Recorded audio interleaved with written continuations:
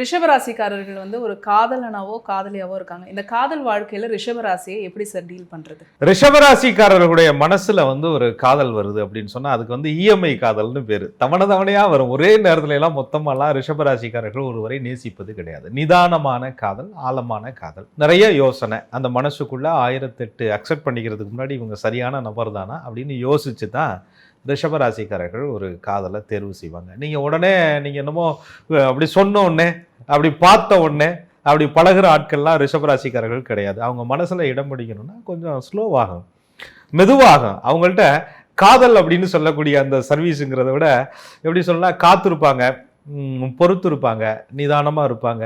அதே நேரத்துல பசி வந்தா கிளம்பிடுவாங்க, போடா நீயும் காதல் அப்படிங்கிற மாதிரி. முதல்ல ஒருத்தரை சாப்பிட்டியா, காதலர் காதலியை சந்திக்கும் போது கூட வா சாப்பிடு அப்படிங்கிறது. ஏன்னா இவங்களுடைய சாட்டிங்கில் பார்த்தீங்கன்னா எஸ்எம்எஸை விட ஸ்விக்கி டெலிவரி ஆர்டர் தான் அதிகமாக இருக்கும். ரிஷபராசிக்காரர்கள் ஒருவரை உணவு உபசரிப்பு, சாப்பிடு, தூங்கு, இந்த மாதிரி, அதாவது கேரிங்னு சொல்லுவோம், அதை அக்கறை அப்படின்னு சொல்லுவோம். அந்த அக்கறை மிகுந்த காதல்.